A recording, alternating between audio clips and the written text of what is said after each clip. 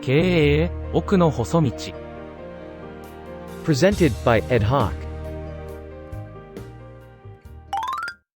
事業には資金が必要です。今回のテーマは資金調達とベンチャーキャピタルです。ベンチャーキャピタルとは、その名が示す通り、主にベンチャー企業を対象に投資をする投資会社です。ベンチャーの V とキャピタルの C から VC とも呼ばれます。多くの場合、自己資金だけでなく、他からの資金を調達して事業を始めざるを得ません。資金の調達方法はいろいろな手段がありますが、その方法により、資金調達のコストや融通性が異なります。あなたの事業に共感して、友人や家族からの借り入れができる場合があります。きっと、あなたとの個人的関係から、大きな見返りも要求せず、金額や返済期日も融通が利くことでしょう。もっと大きな金額を必要とする場合には、銀行などの金融機関から借り入れをする場合があります。しかし、金融機関は、中小企業の情報を十分に収集、分析できず、なかなか融資に踏み切れないのが実態です。金利は低いですが、返済期日は厳密に守らなくてはならず、融通は効きません。そうなると、急ぎの資金調達に、高利の借り入れに手を出してしまうことがあります。金利が高く、返済に融通が効かないため、利用は避けましょう。資金調達の中でも、ベンチャーキャピタルは、出資をして、なおかつ、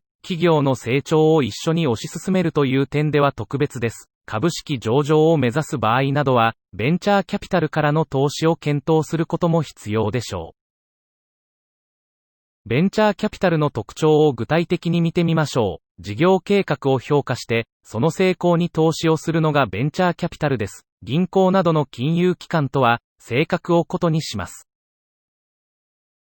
まず、事業の将来性については、金融機関よりも、ベンチャーキャピタルの方が重要視していることがわかります。代表者の経営能力についても、やはり、ベンチャーキャピタルの方が重要と考えているようです。ところが、経営方針や事業計画の合理性については、金融機関の方が重要視するようです。返済保証をする信用保証協会の保証に至っては、ベンチャーキャピタルは全く必要としていません。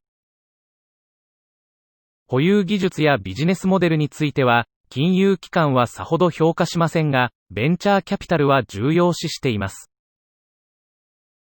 資金の使い道についても、ベンチャーキャピタルはさほど気にしないようです。担保も、ベンチャーキャピタルは必要としていません。こうしてみると、金融機関が返済ができるかどうかを評価しているのに対して、ベンチャーキャピタルは企業の成長する可能性を評価していることがわかります。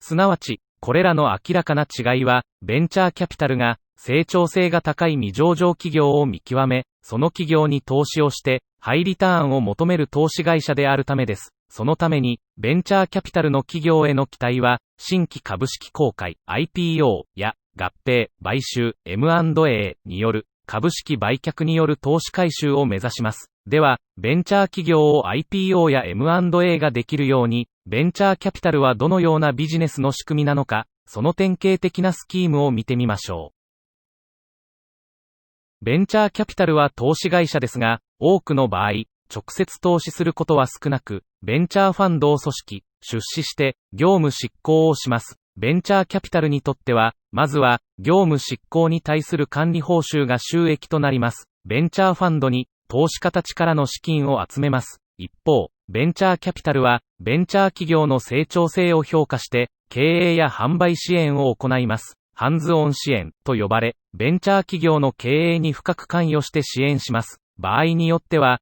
経営陣を送り込んで、マネジメントを直接行うこともあります。そして、事業が成功するための資金を、ベンチャーファンドから投資します。潤沢な資金と、強力なハンズオン支援により、ベンチャー企業は、IPO や M&A を成功させます。ベンチャー企業が、IPO や M&A に成功すると、今まで投資してきた資金である株式を売却して、利益を得ます。これは、投資有価証券売却収入と言われるものです。時には、投資額の何倍、何十倍もの収益になることもあります。その収益は、投資元であるベンチャーファンドの収益となります。その収益から、ベンチャーキャピタルの成功報酬が支払われ、投資家に利益分配がされるわけです。ベンチャーファンドは、投資事業有限責任組合と呼ばれる組合として組織されることが多く、法人ではなく、組合であるために、利益に法人税がかかりません。いわゆる、パススルー課税が適用されるわけです。法人税が差し引かれない分、大きな分配益を得られる可能性があります。